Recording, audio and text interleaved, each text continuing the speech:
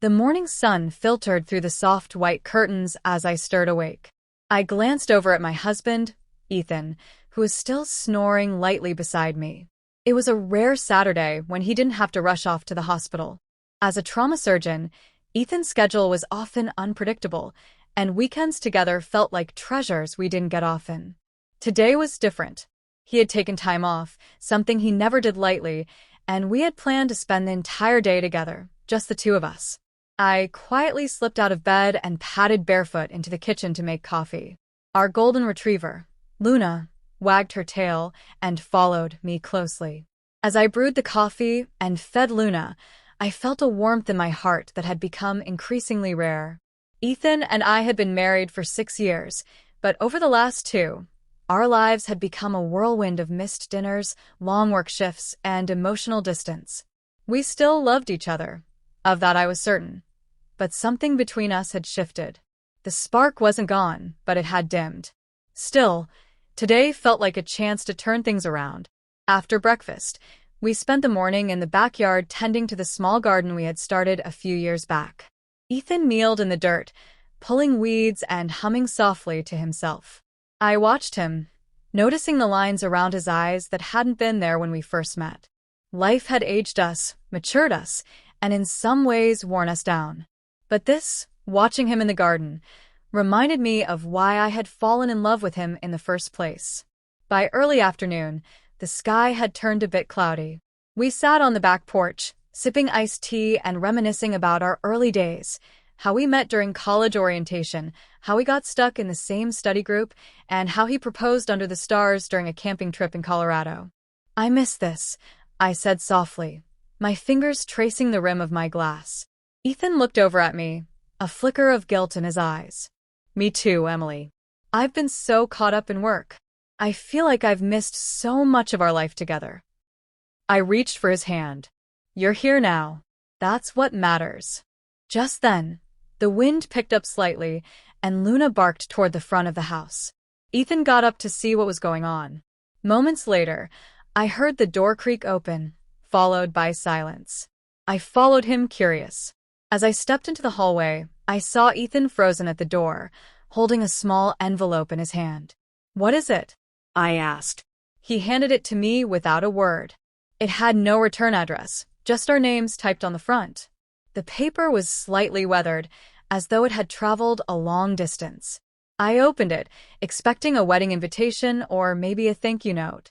Instead, it was a short letter, typed and unsigned. "There is something you should know. The past always finds its way back, even if it takes years. Ask Ethan about August 17th, 2016. The truth deserves to be heard." I looked up, my heart pounding. "What is this?" Ethan's face turned pale. I don't know." "August 17th?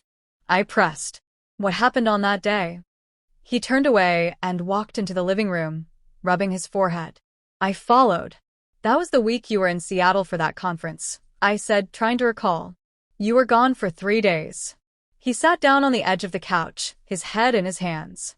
I could feel the pressure building inside me, the fear of what was about to be revealed.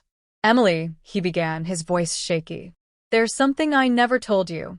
I should have, but I was scared it would ruin everything we had." I stood still, arms crossed, bracing myself. While I was in Seattle, something happened. I ran into someone from my past, someone I had dated briefly before you, and I got serious. Her name was Julia. The name didn't ring any bells. I nodded slowly. She told me she had moved there for work. We caught up, had coffee. I didn't plan for anything to happen, but I wasn't thinking straight. That night, I made a mistake. The room spun. I sat down without realizing it. My chest tightened, and I felt like all the air had been sucked from the room. "You cheated on me?" I whispered. He nodded, his eyes wet. "It was one night. I regretted it the next morning and left immediately. I never spoke to her again. I came home and promised myself I would never hurt you again." I stared at him, trying to process the words. "And you kept that from me?" "For 9 years. I thought I had buried it. I didn't want to risk losing you." I got up and walked to the window, staring out blankly at the cloudy sky. Luna sat quietly by my side, sensing the tension. Do you think that was fair? I asked quietly. To let me build a life with you based on a lie? Ethan stood behind me. No. It wasn't fair, but I was scared. I still am. The silence stretched between us. I could hear the ticking of the wall clock, each second thudding like a drum in my ears. I didn't know whether to scream or cry. I need time, I finally said, my voice cracking. I need to think. He nodded and didn't try to stop me as I grabbed my purse and keys. I needed air, space, anything but that room full of confessions. I drove for hours, aimlessly, my mind circling around the same thoughts. Was one mistake enough to destroy a lifetime of love? Could I forgive him, truly? Or would this moment define the rest of our marriage?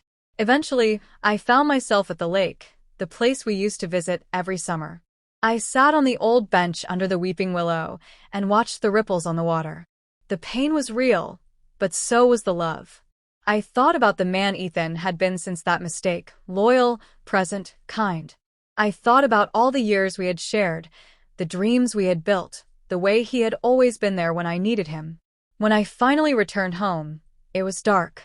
Ethan was sitting on the porch, waiting, eyes red from tears. I walked past him into the house, needing a moment to gather my thoughts before speaking. He followed me in and stood quietly by the kitchen counter. I'm not saying I forgive you right now, I said, facing him. But I need you to promise me something. Anything, he said quickly. No more secrets. Ever. I'd rather know the ugly truth than live in a pretty lie.